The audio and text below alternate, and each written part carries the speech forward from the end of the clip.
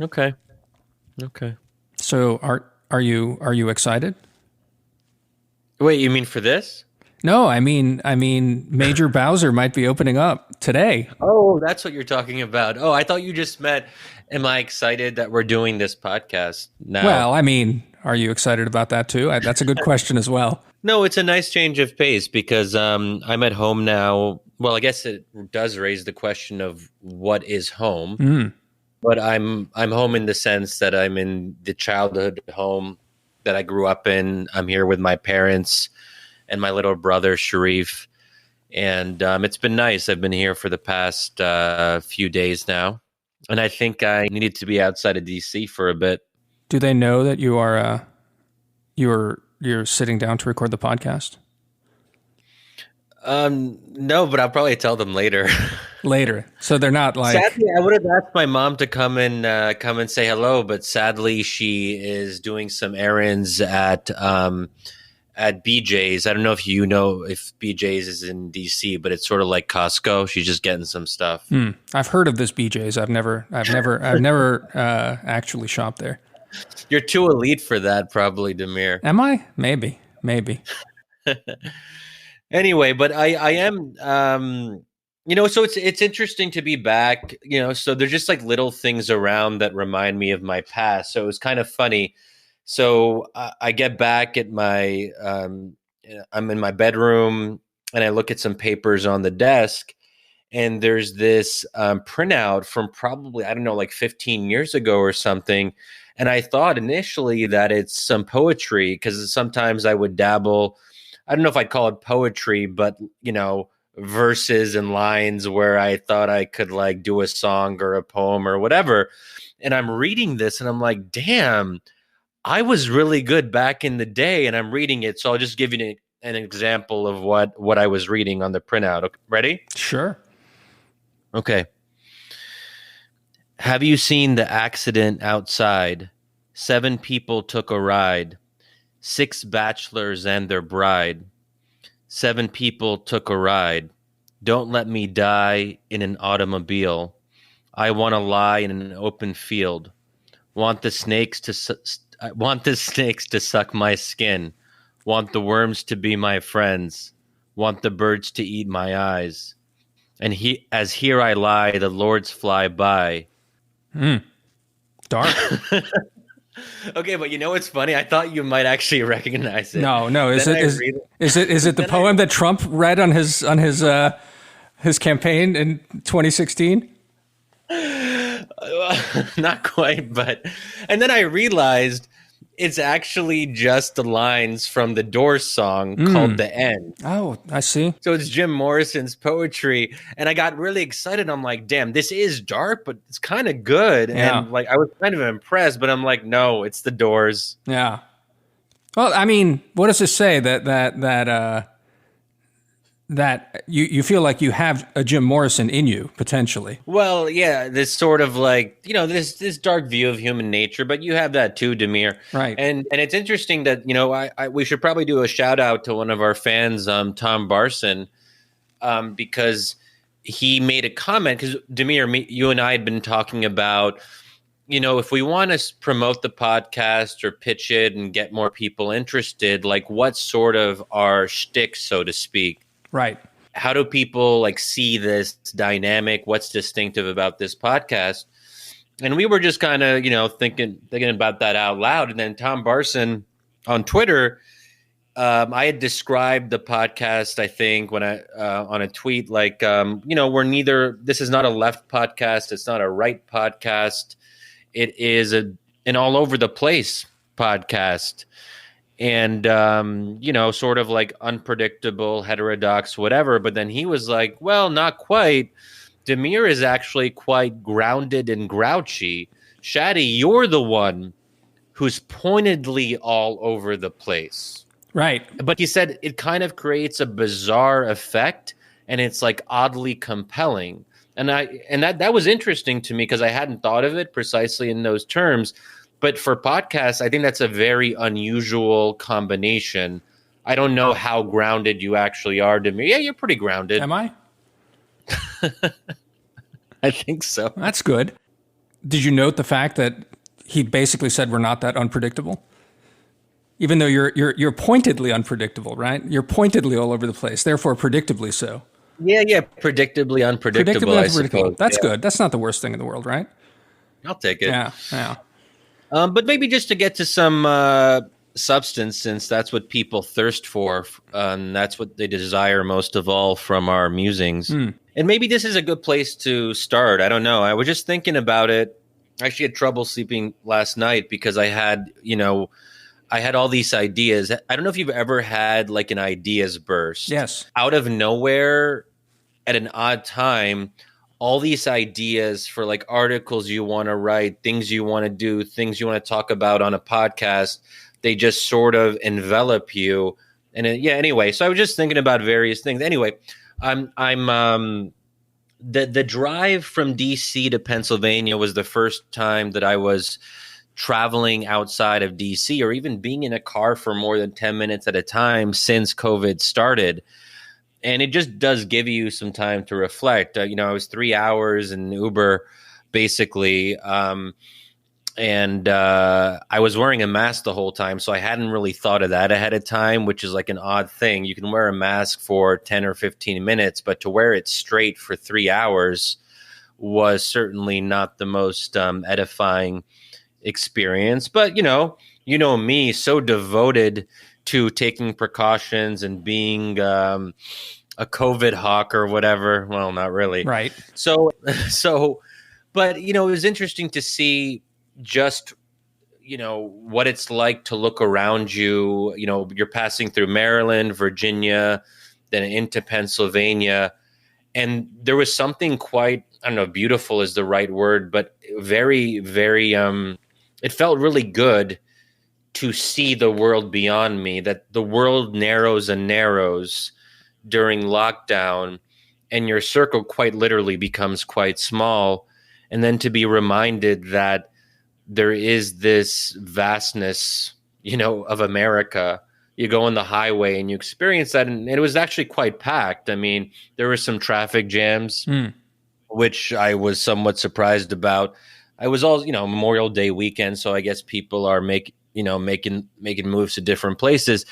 And but I guess that just got me to reflect about things, and just being here in Pennsylvania with my family, it does shift your perspective. And we've talked about this before, but it's a reminder to me that COVID has helped me realize that certain things are just a lot more important to me than the smallness of politics or Twitter or whatever, which is ultimately, I think, if I could sum it up, two categories: relationships and food. I guess food isn't as profound, but because my mom makes amazing food, I guess I've just been reminded of that. But that contributes to this general sense. And when I say relationships, I'm talking about family, friends, the people who we love.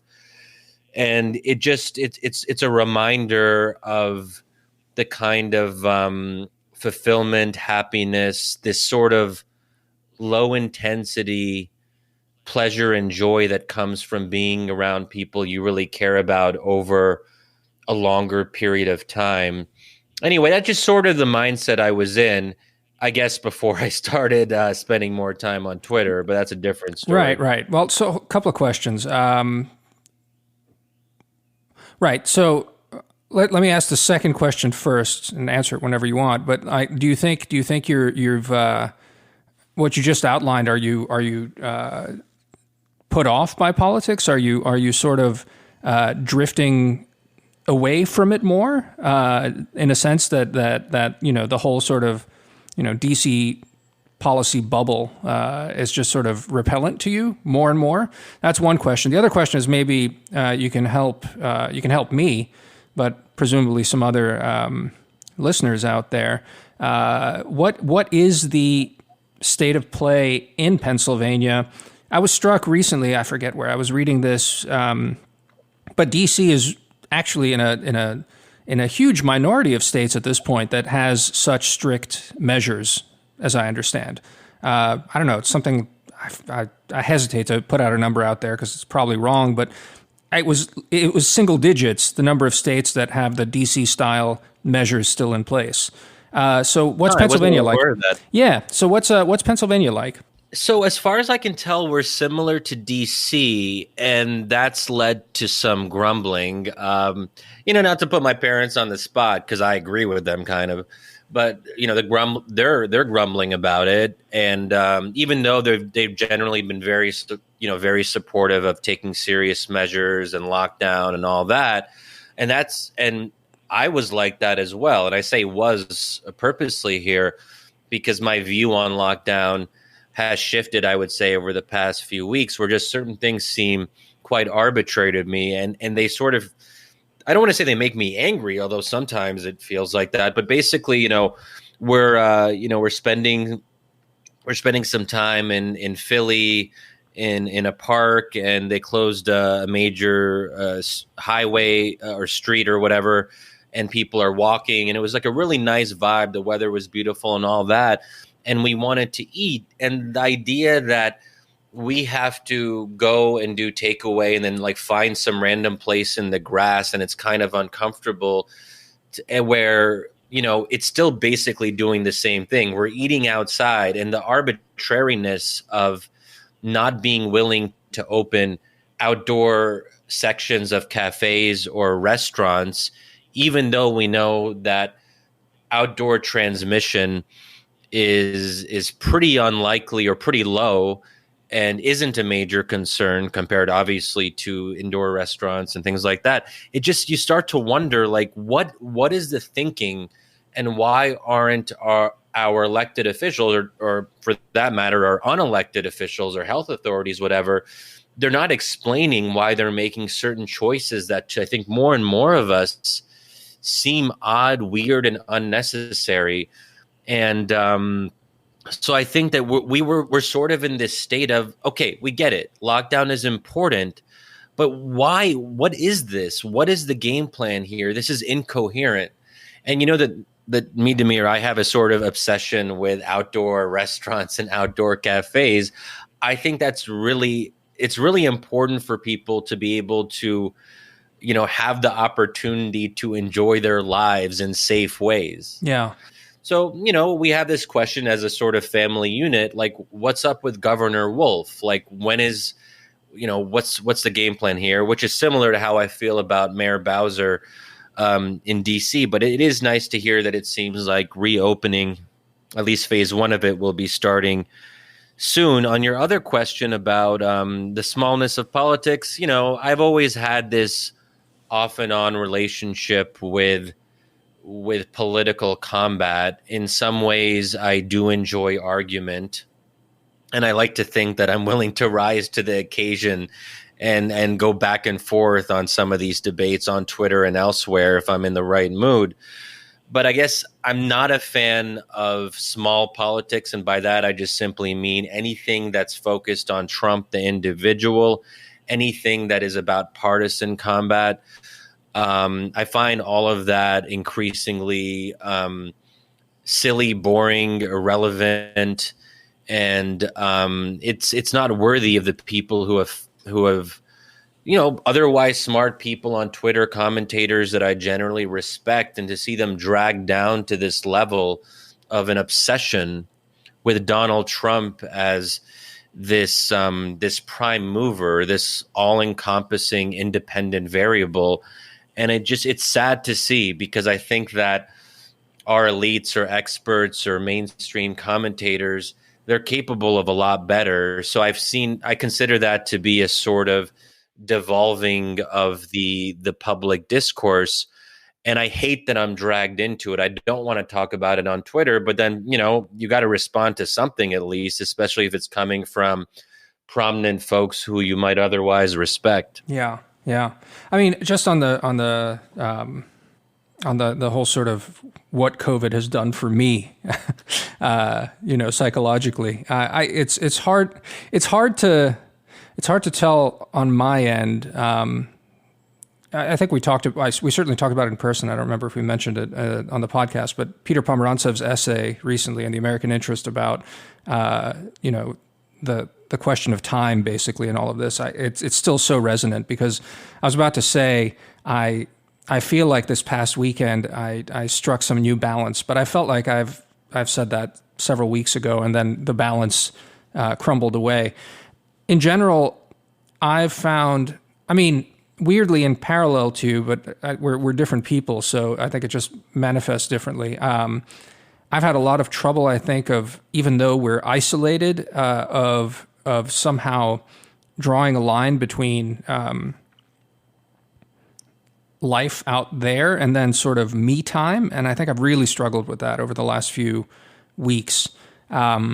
And so I just found myself really exhausted whenever I'm not working, and I felt like I'm working all the time somehow, even though it's not exactly true. It's just it manifests as a really terrible use of time. So I don't know. This weekend, I managed to read more and be more selfish a little bit, I guess, somehow, and that seems to have helped. And that helped? I hope so. Okay. I hope it did. I hope. But so Damir, but I remember early on in the lockdown, you felt more positively about how you were managing your time and reading and all that, and you were joking, obviously, but I suppose it was partly serious that sometimes your natural inclination is to not socialize, to not go out, and to be liberated from social obligations or going to receptions or whatever it might be.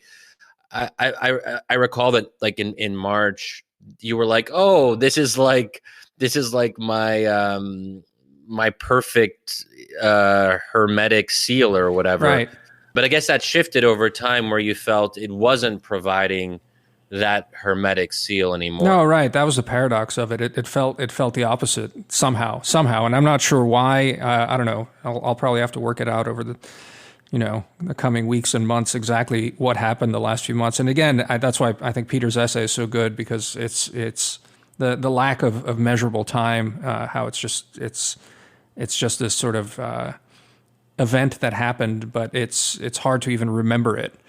Well, since we're on that, I do want to get back to Peter's piece and maybe ask you something about it. But before that, just an idea about what's going on here in terms of our personal approaches to lockdown.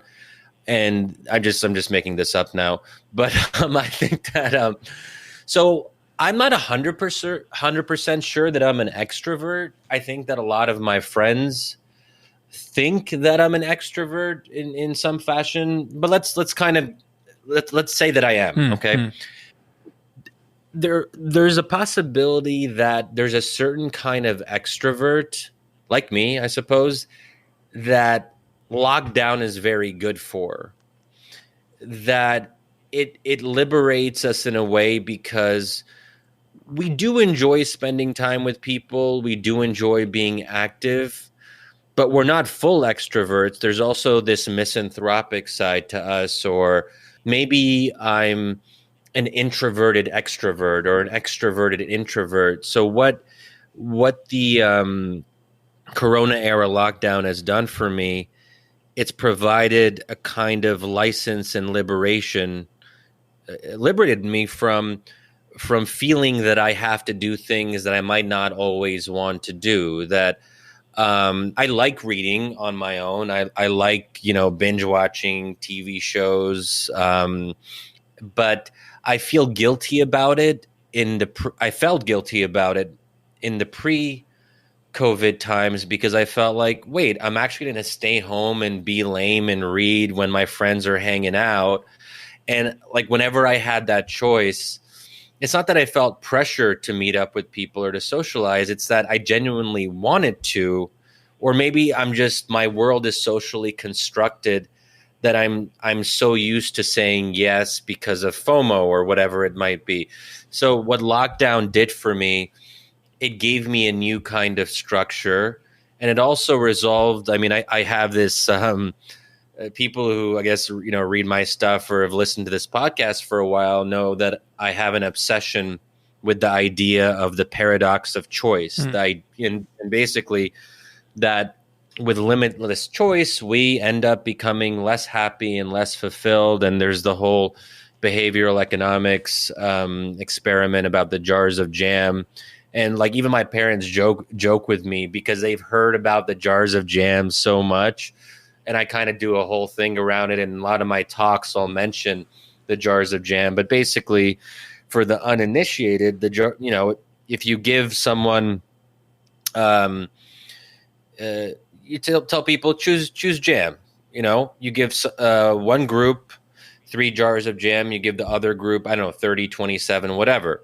And you might think that with more choice, that's great. You can choose different flavors. You're into that. You're excited about trying new things, whatever. But what they find, and this might almost sound too obvious or intuitive, because I think a lot of the people who listen to a podcast like ours probably know that, having 30 jars of jam to choose from actually makes you unhappy and makes you unfulfilled. And after you make your choice, you wonder whether you made the right choice. And wait, should I have chosen jar 26 or jar 17? But when you have 3 jars of jam to choose from, that's easy, that's manageable. It limits choice. And because it limits choice, you end up more content with the decision that you made. So what lockdown basically is for me, it's a behavioral. I don't mean to be flippant about it. Obviously, it's a terrible time and a tragedy, and I wish it never happened. But it's also a sort of natural experiment for how we live and how we react to different stimuli, where it's resolved in some sense for me the paradox of choice, and there is no longer the illusion or even the reality of unlimited choice. I have less choice, and it reorders my world in a way that I think has been helpful for me. The other way to describe the paradox of choice that gets into tinges into both authoritarianism and what's it called, sort of expertise. It would be the paradox of the salad bar, right? Salad bars make us unhappy. What we really need is a chef who actually knows how to make a salad, not give me a bunch of ingredients and have to make my own salad, right? There's your paradox of choice. I've actually never heard that before. That's a really good one. I may have coined that one. I've that's one I've been developing over the years at the magazine, going down and being angry at the salad bar. Yeah, because we know this about, why do we hate buffets? Right. Like no one. Well, I shouldn't say no you one. You got heat on Twitter when you said that no one likes buffets. I recall. People attacked you. Yeah, for being like classist, elitist, like pointy-headed, ivory tower academic. Un-American. Un-American. They're like, real Americans like buffets. Real Americans. I also had this. I'm also very anti-cruise ship. I think the idea of cruises is like the worst thing in the world. And it's to kind of, to quote David Foster Wallace, a supposedly fun thing I'll never do again, because I have, in fact, been on cruises. And I know this personally. So, but then people are like, oh my God, wait, cruises are good. Cruises are good for ordinary, whatever. Right. Ordinary Americans like cruises, Shadi. Why are you being so smug in your superiority and all this, whatever?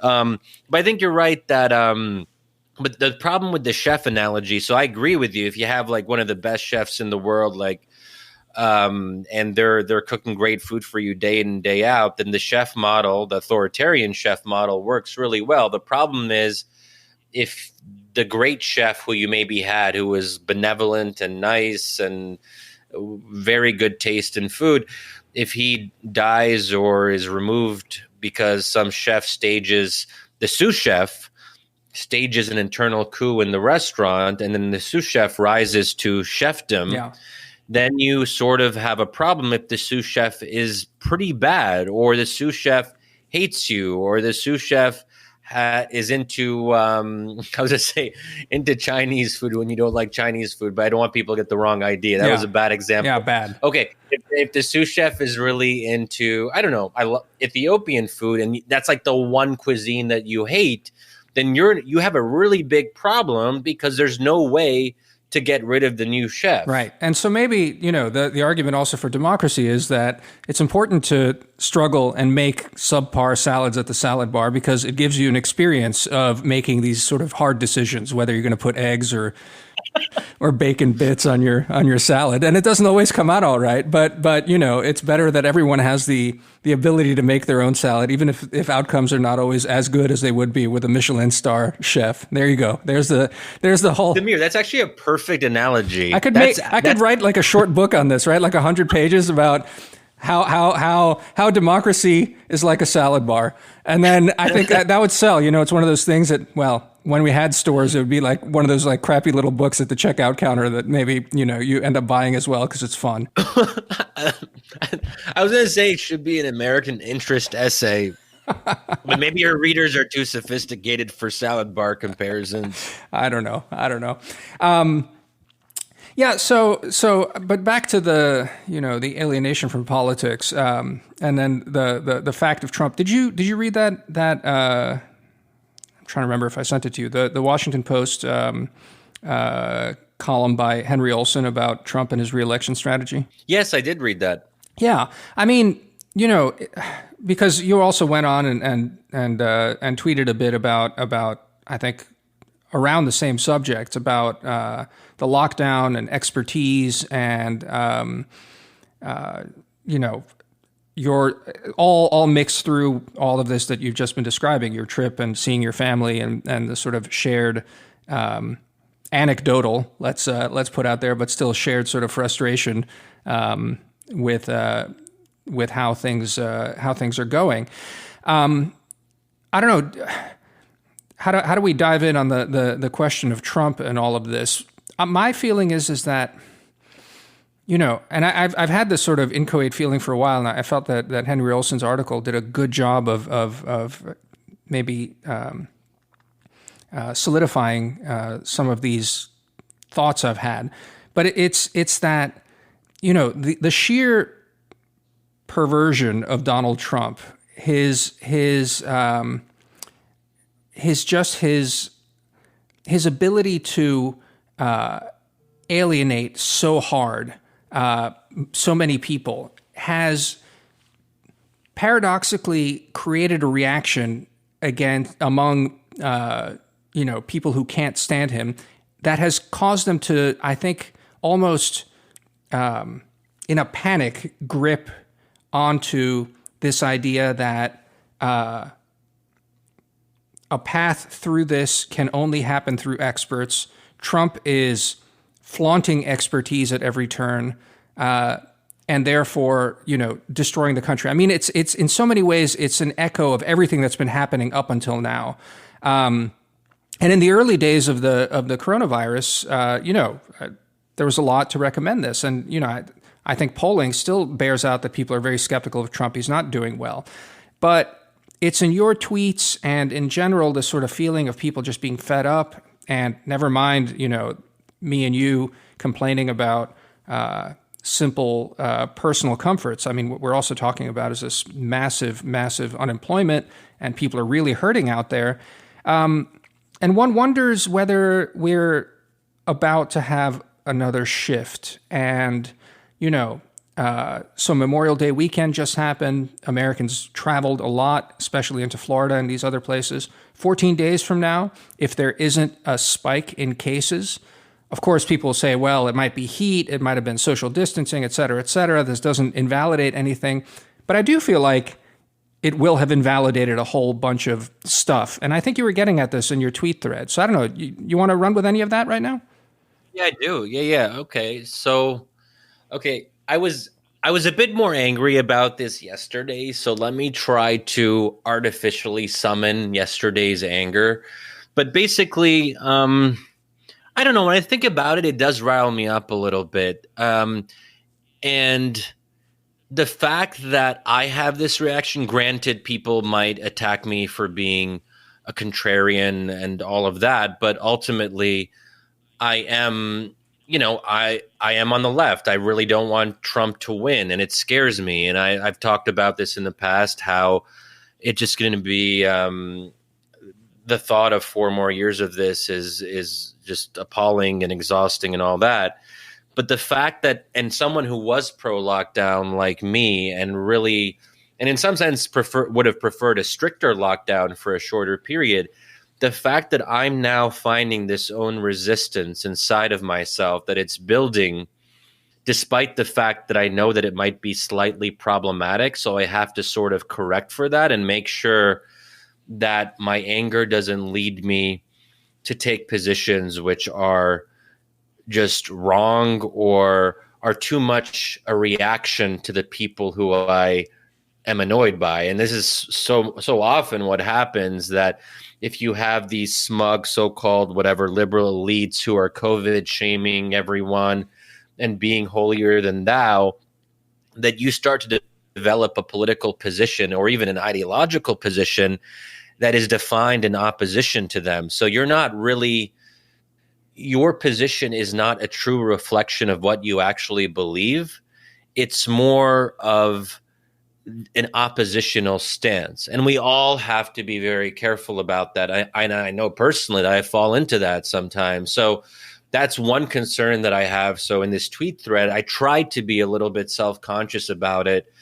But the fact that, but we are human beings and we react to things the way that human beings react to things, which is that if there is a provocation or a stimulus, that pushes us in a particular direction. So I've been bombarded by all this self-righteous, experts are the best thing ever, Trump is the worst thing ever, and technocrats and all the standard stuff that you might expect. And then you kind of look back and you say, okay, you mainstream commentators, quote unquote experts, you were wrong about masks. You told us that masks weren't necessary, which is why I didn't get a mask for the first month of this, because they were saying it was only necessary for people who were at risk or medical professionals, or save the mask for the people who really need them. Don't worry about it. Then there was this 180 shift that happened literally in the span of 2 weeks, where then it was like universal masking. And I'm just like, okay, you were wrong about that. Then you said that Floridians were self-killing or committing statewide suicide or whatever because they were reopening beaches too soon. And that turned out to be nonsense, because as long as you're relatively socially distanced on a beach and you're not all grouped together, as we mentioned, the risk of outdoor transmission is pretty low, especially if the weather is somewhat warm or humid or whatever. So they were wrong about outdoor transmission, and they were freaking out about that in the case of Florida. They said that these Republican governors literally, literally have blood on their hands for doing early reopening of beaches and whatnot. Turned out that was totally wrong. They hailed Andrew Cuomo as some sort of national hero, despite the fact that he presided over the main disaster in the country. Maybe he got better over time, but in those crucial early days, Andrew Cuomo's response was slow, tepid, and incompetent. To say nothing of Bill de Blasio, people wreck on him a bit more, but actually not as much as he deserves. I mean, you go back. So I started going back to what all these folks were telling us and making us feel that we were dumb and small and all this, and saying, why can't we be like South Korea? But then we look at Japan, and there was an interesting article about this in Bloomberg the other day. Japan didn't do a full lockdown, and doesn't even have an aggressive tracing system. So the two things that everyone said were absolutely essential, Japan wasn't doing either of them, and has one of the lowest caseloads per capita in the world. Incidentally, let me just jump in here just to add one thing. Do you know New Zealand doesn't mandate masks? Just something that I picked up on Twitter, and I was just, as you were talking, I just looked it up. From what I can tell, they don't have a mandatory mask policy. Yeah, so all these things, and you actually look at it, and you don't have to be a genius to know that there's inconsistencies and incoherences in the narrative. And I think that a lot of Americans, ordinary Americans who maybe don't follow this stuff all that closely, they can sense that something is off in the messaging that we've been receiving. And even if you look, so then I look back at some other things. Okay, what else have and I use elites in scare quotes. I know it's a problematic term, but just, whatever, mainstream elites or whatever you want to call them, center left elites, they got the whole narrative about American democracy dying, and the idea that Trump was a Mussolini in the making or a would-be Hitler. And this stuff was actually very mainstream. I've written various pieces about it where I go through prominent commentators and so-called experts indulging in this very maximalist language that we're returning to, like, this is comparable to interwar Germany. And it's like you actually go into the evidence, you go into the facts, and you're like, this is absolute nonsense. And they've been proven time and time again to be wrong, that we haven't become an autocracy. And this might be a topic for another time, but Ross Douthat had a really good piece in the New York Times last week where he said that if this COVID crisis tells us anything, it provides a definitive confirmation that the American democracy is dying thesis is just plain out wrong. This was Trump's real chance to use this crisis to maximize and consolidate power and to become the autocrat that he was supposedly always in process of becoming. And he hasn't done that at all. If anything, he's skirted authority. He doesn't want authority. He's devolving authority, and he's saying, hey, you states, you figure this stuff out. And it isn't like Hungary. It's not like Viktor Orban. So, I mean, the fact that there's been no accountability among these academics, some of them very well regarded, some of them who were an inspiration to me as in grad school, and I still respect them. But then I'm like, how are they indulging in these non-empirically based fantasies? So there's that. Then there's Russia collusion, and how those maximalist claims turned out to be, people can debate, but I think at the very least, they were pretty off. They were pretty misleading. And one might even argue that some of them were quite pernicious. The idea that Trump was quite literally a Russian asset. So and I'm just talking about things from the last 4 years. Then we can talk about the mishandling of a 2015 refugee crisis.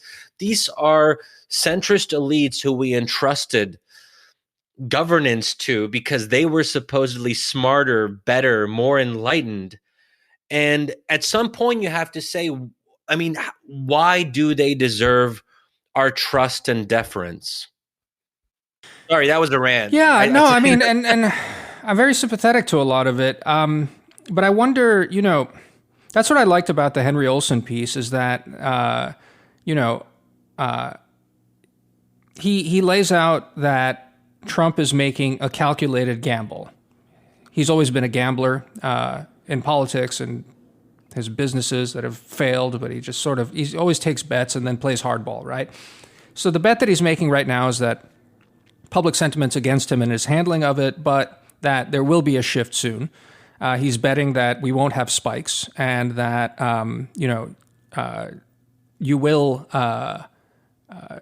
there will be just like a huge sea change and he'll be proven right. The thing I struggle with is that, to get back to one of the themes we sounded at the beginning, what has COVID done for me? What has the lockdown done for me? The New Zealand thing and the masks there, for example, and all the other cases you listed about, what has worked, what hasn't. It has hammered into me a level of humility that, that perhaps was expressing itself as sort of contrarian skepticism before, but now just a deeper level of humility. And that doesn't mean that experts shouldn't be trusted. It's that there are the spheres of expertise in politics are distinct. And how do I put it? We shouldn't confuse those, I guess, is what I'm getting at. I'm trying to sort of formulate something along the lines of I don't like Trump's dislike of expert advice. However, I think that Trump's ability to do politics and to think politically is what's hamstringing his opponents in a big way, because they think that because the fact of Trump has made them, I think, conflate expertise and politics. Now, I think you're right that, this goes way beyond this. I remember when Walter Mead was at the American Interest still, one of the sort of editorial meetings, Walter was just saying, he said, look, the world is so complicated right now. And the one expert class that really feels like they, or has a claim to some kind of knowledge and proper expertise, I would say, he said, were economists and specifically central bankers. And he said, the way I see it, especially since 2008, even before then, but since 2008, they don't know what they're doing. They have a bunch of levers that they've developed, this complex machine, and they're pushing on some of them, pulling on others, and they're like, well, this does this, and confidently, pronounce on this. But uncharted territory ever since 2008, and we're in even more uncharted territory right now. So I guess that's what I'm getting at is it's not to excuse Trump's political approach to things or even to embrace it. However, I guess it's been watching this. It's been edifying and somewhat horrifying to see Trump's opponents just step on the same rake over and over again, because he positions himself as a boorish know-nothing. They miss the fact that he's actually politically savvy and strategic. Now, again, not all his bets are going to play out, and I wonder whether this bet on the shift in public mood around lockdowns is going to play out. But at the same time, it's this conflation of expertise and leadership that is, I think, the rake that keeps hitting, broadly, very broadly, liberal elites in the face. And I hope that soon somehow they snap out of it, that you get someone who is able to speak in the language of, very broadly liberal ideas and the concepts that I think fundamentally and inescapably undergird this country, and is able to lead politically, not as, well, a technocrat, I guess. I mean, going back to all the other topics that we've hit on in previous episodes. I guess that's what's been sort of clarifying for me in this crisis. And that's why I think I'm not very optimistic, because I think Trump brings out the worst in otherwise good people. Yeah. That's one of his remarkable abilities. And in that sense, we fall into his trap quite often. And I should clarify, I mean, I totally agree that expertise is obviously important. But I think that what we're trying to say, I think, is expertise is one thing. It's not everything. There are other things that are important when you have a group of people making decisions. And what particularly bothers me is elevating expertise as some kind of sign of moral virtue. That, I think, is what really troubles me, that those who have knowledge are inherently superior, not in terms of the knowledge that they possess, but in terms of their virtue, that there is something intrinsically better if someone is enlightened because they have expertise and so on. And that leads to, I think, this characteristic smugness that we see from so many, I would say particularly on the center left, less so the left, which I think has a different set of priorities. And I think it really, at some level, it ends up putting off almost everyone. And, if you're on Twitter, you don't realize that, because it's just a lot of, if you don't follow a diverse group of people, you might end up talking to a lot of other center left elite expert academic types or whatever it might be. So, my ideal is having a mix of genuine expertise and also genuine humility about what we can know in the world. And this, I don't want to go too off topic, but I think when I think about the importance and necessity of humility, I think about God. I think that one thing is that if God is no longer central, if there isn't something beyond us as mere humans, and you think that we have so much control over everyday outcomes, over even natural disasters and pandemics, then it creates a certain kind of arrogance that I think has become synonymous with a certain type of technocrat, that they are these godlike figures, and if only we could follow them. I don't mean to strain the metaphor here, but I think that in its ideal form, obviously, there's a lot of arrogant, prideful, religious people who destroy things and all that. But when I think about religion in its best form and in its most humane form, I think it leads to a sense of proportion and perspective, where if God is there, if God is all powerful and all knowing, then by definition, it makes us sinners, it makes us weak, it makes us fallible, and I think that more technocrats and experts could make use of that sentiment. Does that make sense? No, it makes sense. I think. Well, it gets back to the question of authority and what people want and need on these sorts of things. I guess I would just, being a hard-bitten, irreligious person, I think that it gets back to, for me, the importance of understanding that political leadership is informed by expertise, but isn't expertise, and that, in fact, politics and, again, leadership, political leadership, is making a call. Democracy, I suppose, is trying to intuit which person would be most and best placed to make the call and make the right call in a tough situation. There's this is a bit of a digression, but there was always a kind of discourse among people, democracy, not even activists, just sort of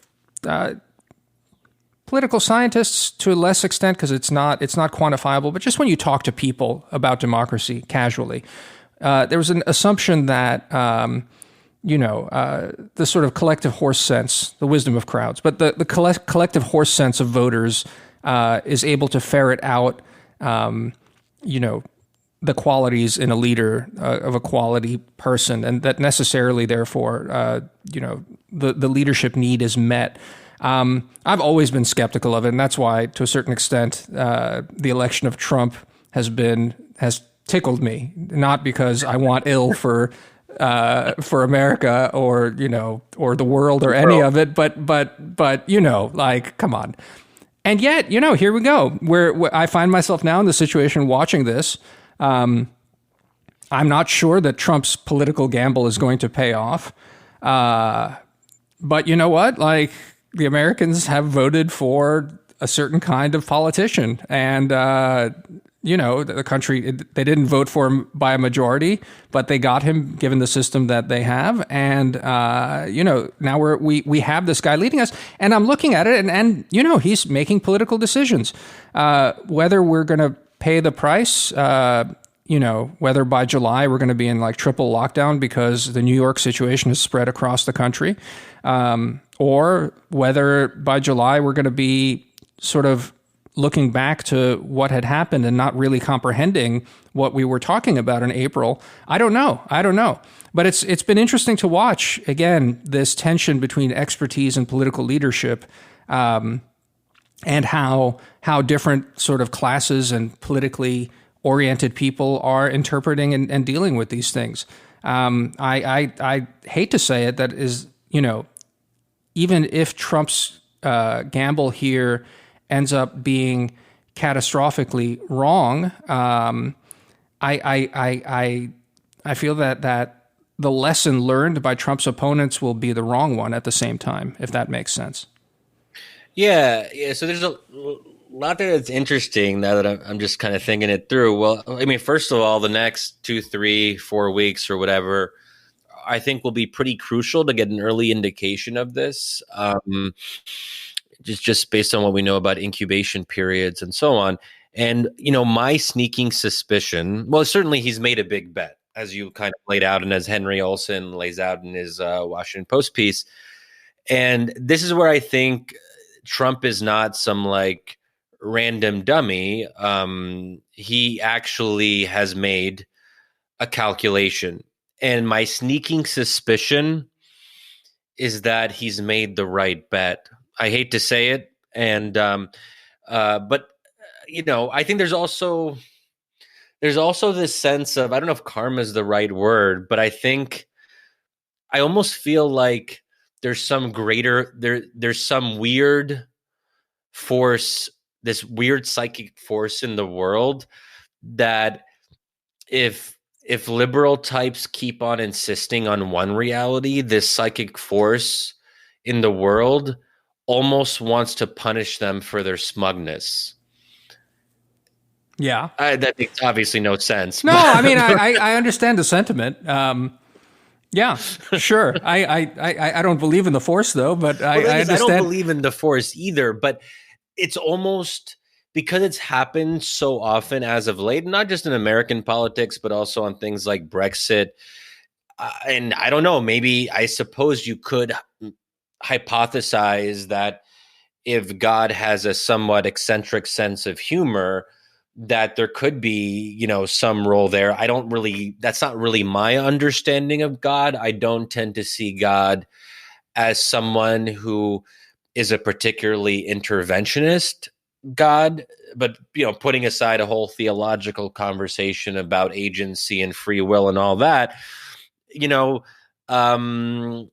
if I think that I do have a particular sense of the American people, and it's not to say, and I could be totally wrong, and I'm obviously not an expert in the American people. Is anyone? Although it's interesting that you mentioned, and this is, I suppose, a tangent, that, you were talking about distinguishing between expertise and expertise in politics. And it just made me think about something that I think Karina had mentioned, or maybe we had mentioned in our episode about the Russian soul, that there's actually a term in Russia. They're called political technologists, who are quite literally technocrats in the art of political bullshit or competition or whatever, in a very cynical way, obviously. So I suppose that they are quite literally experts in the art of politics. Right. I mean, the political technologist, the equivalent is someone like Karl Rove, right? Or David Axelrod. But anyway. Yes. Oh, so I guess we have them we too. Do. We just don't. Yeah, right. I guess they're called consultants. Right, exactly. Political consultants. It's just, it sounds better in as a political technologist. But yes. Yeah, but going back, like, the American people. Okay, I think that there is something about Americans. They like to shove it in other people's faces. So if there are enough Americans who feel like they've been bullshitted to and talked down to and all this, and that the elites, however well-intentioned they were, or the technocrats, even though I do believe that most technocrats who work on, say, health policy, they really want to help this country. They really want to lessen the disastrous impact of this pandemic. So I'm not going to question that. I've always been a big believer that people with very good intentions can do very bad policy, and we should be able to separate between the badness of individuals from the standpoint of character or morality and actual political outcomes. I mean, that's been one of my big arguments about Obama. I think Obama was an extremely good man. I think he was a strong moral center. But obviously, don't get me started on the policy outcomes, especially on foreign policy. So I think that if you interpret the character of the American people as being predisposed to calling out bullshit, even if it makes their lives worse, then it means that we might very well have another 4 years of Donald Trump. Yeah. So I mean, we've been at it for a while. Let me just try and wing us around to just that question we were talking about, time and all of this in the pandemic. One thing that I've been sort of thinking about again how Peter Pomerantsev's essay has resonated with me throughout this period, and even now looking back to 2 weeks ago, 3 weeks ago, I'm actually quite glad we're doing this podcast because I'll be able to go back and listen to myself and figure out what the hell I was thinking. But the other essay that has sort of been excavated for me, and I sort of poo-pooed it at the time, but in light of Peter's, I've been thinking about it a bit more, is that David Brooks essay that came out about how no one talks about plagues or whatever. Not that this is anything like that, but how this like memory hole seems to happen. And it, what I didn't like, and I still don't really like about the Brooks essay, was this idea that we're forced to be selfish and immoral and just do beastly things, and therefore no one wants to talk about it, and it's just ends up a memory hole that way because everyone's silent. I just, in light of Peter's essay and just sort of thinking about this question of time, I literally wonder whether I'll be able to understand where I was, a month ago, 3 months from now, if things go well. I think that it's again, what has COVID done for me or done to me, and the lockdowns and all of it. It's a psychological change that I think is actually quite profound, and maybe that's why when you have such disruptions and such changes that have so little grounding in previous lived experience, and it's so disorienting that you just memory hole it because there isn't any way to relate it to anything that came before, or quite frankly anything that's likely to come after, as whatever the new normal ends up being emerges. I don't know. Any thoughts on that? Yeah. So you're saying that it definitely had a profound effect on you in a somewhat unusual way in terms of your life, but at the same time, there's a sense that the profoundness of it will be forgotten subsequently. Almost necessarily, right? Is the feeling that because it was so profound and so disorienting. So disorienting, maybe not profound. I mean, just sort of maybe all-encompassing is a better word than profound, because it's all-encompassing, but perhaps not lasting in any way. Or, again, it's one of those things is what is an experience, perhaps an experience is just something that you can contextualize and make sense of. And if it's something that happens, and even if it lasts for 3 months, 6 months, and then you sort of emerge on the other side, like exiting a tunnel, blinking in the light, and you're like, oh, and then you just sort of go on your journey ahead. And soon, maybe you'll remember that you passed through a tunnel, but you won't really remember what it was like inside the tunnel. Okay. This is okay. So a couple things. I mean, one is that it suggests that there is this kind of craving of normalcy, and once we get to normalcy, we forget what the abnormal was. But you can correct me if I'm wrong about that. But the other thought I had was I'm reading this novel. It's by this Dutch American author from the first half of the 20th century. His name's Peter de Vries. The book is The Blood of the Lamb. I'm not finished, but there's a really interesting section that I'm going through right now where it's actually a somewhat, I think it's a profound insight because, I probably won't be able to translate it well, but basically his daughter in the novel has has a really bad illness, a terminal illness, a potentially terminal illness. They see the doctor, and the doctor essentially grants them a reprieve, saying that there is an option that we can try out, and it might be good for 6 months to a year. We can't guarantee anything after that. And as he's going home with his daughter from the hospital, he feels such an intense bout of happiness and fulfillment that for just a moment, he knows it may not last. He has this time with his daughter. It's a restoring of what was there before.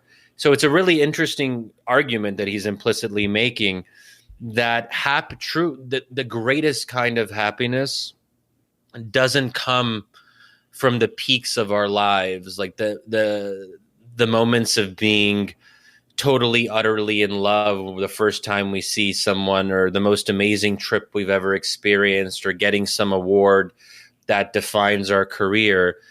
The most beautiful moments are when, after our lives and the things that we hold dear are threatened, if we can just be returned to what was normal, that is what life is about. And you hold on to those moments, and those are the ones that you remember.